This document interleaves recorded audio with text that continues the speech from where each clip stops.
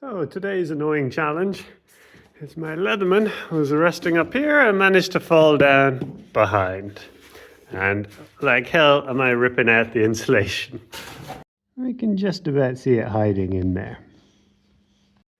So the current plan is to slather on a load of glue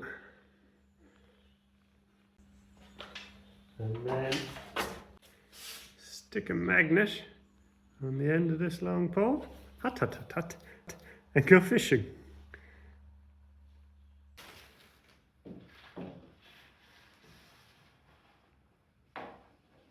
Come on. Hey, hey. I did not think that was going to work that well.